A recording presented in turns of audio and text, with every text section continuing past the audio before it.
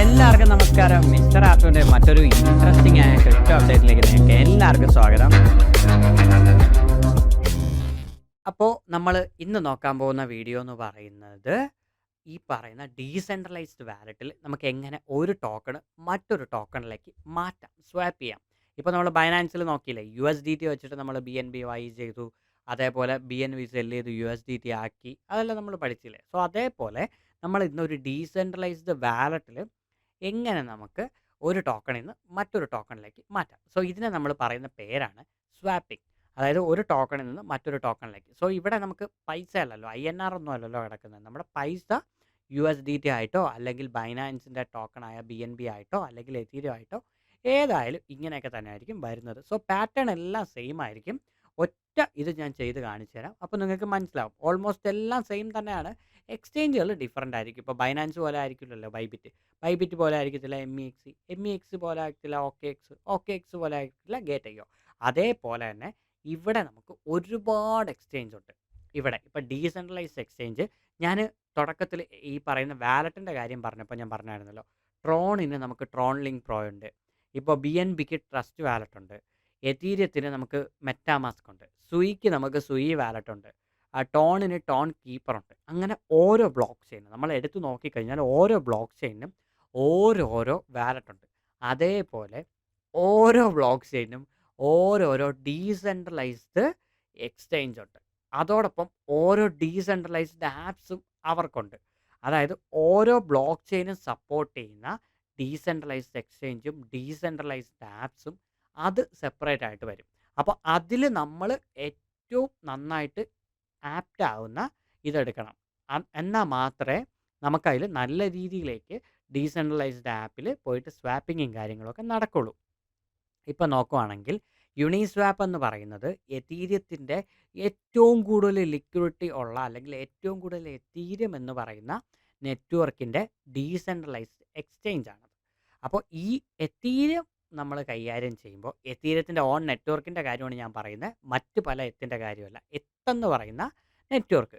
അപ്പോൾ എതീരിയം നമ്മൾ സ്വാപ്പ് ചെയ്യാനായിട്ട് വേറെ ടോക്കണൊക്കെ എടുക്കാനായിട്ട് ഏറ്റവും കൂടുതൽ വോളിയം അല്ലെങ്കിൽ ലിക്വിഡിറ്റി ഉള്ളത് എവിടെയാണെന്ന് ചോദിച്ചു കഴിഞ്ഞാൽ യുണിസ്വാപ്പിലായിരിക്കും. ഇപ്പോൾ BNB ആണ് നമ്മൾ നോക്കുന്നതെങ്കിൽ ബൈനാൻസ് സ്മാർട്ട് ചെയിൻ്റെ ഏറ്റവും കൂടുതലുള്ളത് പാൻകേക്കിലായിരിക്കും. അപ്പോൾ ഇങ്ങനെ ഓരോ നെറ്റ്വർക്കിനും ഓരോരോ ഡീസെൻട്രലൈസ്ഡ് എക്സ്ചേഞ്ചസ് ഉണ്ട്, വാലറ്റ്സ് ഉണ്ട്. അപ്പോൾ അതെല്ലാം നമ്മൾ എക്സ്പ്ലോർ ചെയ്യണം. അത് നമ്മൾ ഓരോ പ്രൊജക്റ്റുമായിട്ട് ഇറങ്ങിത്തിരിക്കുമ്പോൾ മാത്രമേ നമുക്കറിയാൻ പറ്റുള്ളൂ. ഇപ്പം ഞാൻ ഈ പറയുന്നതെന്ന് പറഞ്ഞാൽ ഞാൻ കഴിഞ്ഞ 4 വർഷമായിട്ട് ഈ മാർക്കറ്റിൽ നിന്ന് ഇതൊക്കെ പഠിച്ചതുകൊണ്ട് അല്ലെങ്കിൽ എനിക്കിതൊക്കെ ചെയ്തിട്ടുള്ള ഫെമിലിയർ കൊണ്ടാണ്. ഇപ്പോൾ പുതുതായിട്ട് കാണുന്ന ഒരാൾക്ക് ഇതൊന്നും ഇപ്പം പെട്ടെന്ന് അങ്ങനെ എന്താണ് ഈ പാൻകേക്ക് അല്ലെങ്കിൽ എന്താണ് ഈ യുണിസ്വാപ്പ് അല്ലെങ്കിൽ എന്താണ് ഈ പറയുന്ന ആപ്റ്റോസിൻ്റെ നെറ്റ്വർക്ക്, എന്താണ് ഈ പറയുന്ന ട്രോണിൻ്റെ ടോൺ ലിങ്ക് പ്രോ, അങ്ങനെയൊക്കെ പറയുമ്പോൾ നിങ്ങൾക്ക് ഈ ടേംസ് ഒന്നും മനസ്സിലാവത്തില്ല. പക്ഷെ നിങ്ങൾ ഇതിൽ ചെയ്ത് വന്ന് വരുമ്പോൾ നിങ്ങൾക്ക് കാര്യങ്ങൾ മനസ്സിലാവും. പിന്നെ ഓരോ ദിവസവും ഓരോന്ന് പുതിയതായിട്ട് വന്നുകൊണ്ടിരിക്കുകയാണ്. ഇപ്പോൾ സയോൺ വന്നു, ഏറ്റവും ലേറ്റസ്റ്റ് ആയിട്ട്. ഇതിൻ്റെ എല്ലാ റീസെൻ്റ് അഡീഷനായിട്ട് സയോൺ വന്നു. അപ്പോൾ അവർ വന്നപ്പോഴത്തേക്ക് അവർക്ക് സെപ്പറേറ്റ് വാലറ്റ്, സെപ്പറേറ്റ് കുറേ എക്സ്ചേഞ്ചസ്, സെപ്പറേറ്റ് കുറേ സംഭവങ്ങളൊക്കെയാണ് അതിൽ വരുന്നത്. ഇപ്പോൾ സുപ്ര വന്നു, സുപ്രയ്ക്ക് separate star key wallet. So അങ്ങനെ ഇപ്പോൾ സുയി വന്നു, സുയിക്ക് separate decentralised exchange, decentralised wallet, സുയിക്ക് സെപ്പറേറ്റ് കാര്യങ്ങൾ. അപ്പോൾ ഓരോന്നിനും ഓരോന്നായിട്ട്. അപ്പോൾ ഒരു എക്കോസിസ്റ്റം എന്ന് പറയുന്നത് അങ്ങനെയാണ്. ഒരു ഗ്രൂപ്പ് ഓഫ് ആപ്സ് അല്ലെങ്കിൽ ഡീസെൻട്രലൈസ്ഡ് ആപ്സിനെ അതൊക്കെ ബിൽഡ് ചെയ്യുന്ന നെറ്റ്വർക്കിനെയൊക്കെ നമുക്ക് എക്കോസിസ്റ്റം എന്ന് പറയാം. അങ്ങനെയാണ് ഓരോ പ്രോജക്റ്റിൻ്റെ വാല്യൂ ഒക്കെ തീരുമാനിക്കുന്നത്. ഇപ്പോൾ എത്തെന്ന് പറയുന്ന ഒരു പ്രോജക്റ്റിനകത്ത് ഒരുപാട് സബ് പ്രോജക്റ്റുകൾ വരുന്നുണ്ട്. അപ്പോൾ അവരെല്ലാം എതീരിയം വാങ്ങിച്ചിട്ടായിരിക്കും ഇത് അങ്ങോട്ടും ഇങ്ങോട്ടും ട്രാൻസാക്ഷൻ ചെയ്യുന്നതും അങ്ങോട്ടും ഇങ്ങോട്ടൊക്കെ ചെയ്യുന്നതും. അപ്പോൾ അവിടെ ഒരുപാട് എത്തിൻ്റെ ആവശ്യകത വരുന്നുണ്ട് എതീരിയം എന്ന് പറയുന്ന പ്രോജക്റ്റിന്. അപ്പോൾ ആ എത്തർ ടോക്കൻ്റെ ഒരുപാട് ആവശ്യകതകൾ കൊണ്ടാണ് എത്തിൻ്റെ വാല്യൂ ഇത്രയും വരുന്നത്. അപ്പോൾ അതൊക്കെ നിങ്ങൾ മനസ്സിലാക്കുക, കോമൺ ആയിട്ട് മനസ്സിലാക്കുക. അപ്പോൾ നമ്മൾ ഇപ്പോൾ നോക്കാൻ പോകുന്നതെന്ന് പറയുന്നത് എങ്ങനെ നമുക്ക് സ്വാപ്പ് ചെയ്യാം. സോ സ്വാപ്പ് ചെയ്യാനായിട്ട് നമുക്കിപ്പോൾ ബൈനാൻസ് സ്മാർട്ട് ചെയിൻ. സോ നമുക്ക് BNB ഇവിടെ ഞാൻ കൊണ്ടുവന്നു. ഇത് കാണാത്തവർ തൊട്ട് ബാക്കിലുള്ള വീഡിയോ പോയി കണ്ടാൽ നമുക്ക് എങ്ങനെ BNB ഇവിടെ കൊണ്ടുവന്നെന്ന് അറിയാൻ പറ്റും. സോ നമ്മളിവിടെ BNB ഇവിടെ കൊണ്ടുവന്നു. സോ ഇനി നമ്മളിവിടെ BNB ഈ സ്വാപ്പ് എന്ന് പറയുന്ന ഓപ്ഷനിലല്ല പോകാൻ പോകുന്നത്. നമ്മൾ നേരെ ഡിസ്കവർ എന്ന് പറയുന്ന ഓപ്ഷനിലാണ് പോകാൻ പോകുന്നത്. ഈ ഡിസ്കവറിലേക്ക് വരുമ്പോൾ ഇപ്പോൾ നിങ്ങൾക്ക് ഈസി ആയിട്ട് നിങ്ങൾക്ക് ഈ ഡിസ്കവർ ആപ്പിൽ ഒരുപാട് ആപ്ലിക്കേഷൻസ് അല്ലെങ്കിൽ ഒരുപാട് ഡി ആപ്പിനെ ഇവിടെ ഒരുപാട് നിങ്ങൾക്ക് കാണാൻ പറ്റും. ഓരോരോ നെറ്റ്വർക്കിലായിട്ട് ഇവർ തന്നെ തരം തിരിച്ചിട്ടുണ്ട്. ഇവർ തന്നെ തരംതിരിച്ച പല പല ആപ്ലിക്കേഷൻസ് അല്ലെങ്കിൽ ഡി ആപ്പ് ഇവിടെ തന്നെ നിങ്ങൾക്ക് അറിയാൻ പറ്റും. ഓരോന്ന് ഇപ്പോൾ ഡെക്സിൻ്റെ കാര്യം നോക്കുവാണെങ്കിൽ 1 ഇഞ്ച്, കർവ്, GMX, ഇപ്പോൾ ലെൻഡിങ് ആണെങ്കിൽ ലെൻഡിങ് എന്ന് പറയുമ്പോൾ നമ്മൾ ബാങ്ക് ചെയ്യുന്ന അതേ കാര്യം ലെൻഡിങ് ആൻഡ് ബോറോയിങ്. നമ്മൾ പൈസ കടം വാങ്ങിക്കുന്നു, കടം കൊടുക്കുന്നു, പലിശ കിട്ടുന്നു, പലിശ അടയ്ക്കുന്നു, അതൊക്കെ തന്നെയാണ്. ഇപ്പോൾ സോ ഡെക്സിലേക്ക് വരുമ്പോൾ ഡീസെൻട്രലൈസ്ഡ് എക്സ്ചേഞ്ച്, നമ്മളിപ്പോൾ ബൈനാൻസ് എന്ന് പറയുന്നത് സെൻട്രലൈസ്ഡ് എക്സ്ചേഞ്ച് ആണ്, അവിടെയാണ് നമുക്ക് മേടിക്കുന്നത്. അതേപോലെ ഇവിടെ ഡീസെൻട്രലൈസ്ഡ് എക്സ്ചേഞ്ചിലാണ് നമ്മൾ മേടിക്കുന്ന ടോക്കൺസ്. ഈ മേടിക്കുന്ന പരിപാടിയാണ് നമ്മൾ സ്വാപ്പ് എന്ന് പറയുന്നത്. അപ്പോൾ നമ്മൾ പാൻകേക്കിലോട്ട് പോകുന്നു. പാൻകേക്ക് സ്വാപ്പ് എന്നാണ് പറയുന്നത്. സോ പാൻകേക്കിലോട്ട് പോകുന്നു, ഐ അക്സെപ്റ്റ് കൺഫേം.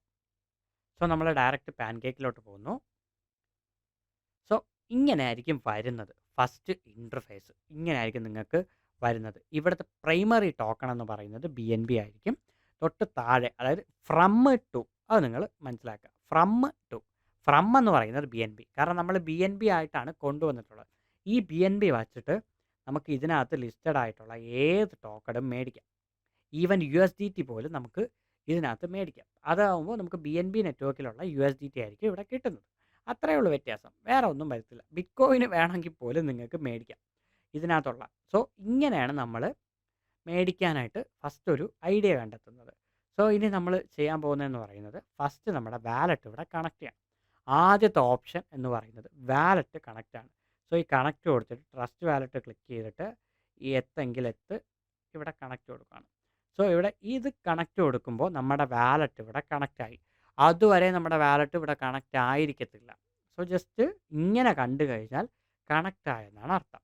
ഇനി ആ വാലറ്റ് കണക്റ്റ് കൊടുത്തതിൻ്റെ തൊട്ടിപ്പുറത്ത് നിങ്ങൾ പോയി നോക്കണം. അവിടെ BNBയുടെ സിമ്പൽ തന്നെയാണോ എന്ന് നോക്കണം.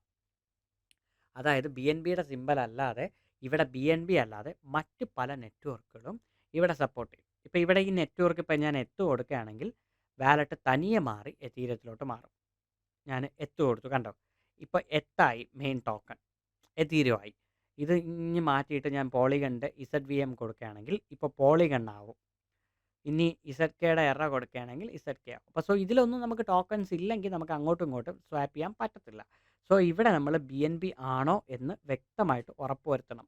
സോ BNB ചെയ്യും. സോ BNB ആക്കി. സോ BNB ആക്കുമ്പോൾ മാത്രമാണ് നമ്മുടെ BNBയുടെ വാല്യൂ ഇവിടെ കാണുന്നത്. അപ്പോൾ നമ്മൾ വാലറ്റ് കണക്ട് ചെയ്തു, BNB ഇവിടെ സെലക്ട് ചെയ്തു. ഞാനിപ്പോൾ കേക്ക് എന്ന് പറയുന്ന ടോക്കൺ മേടിക്കുകയാണ്.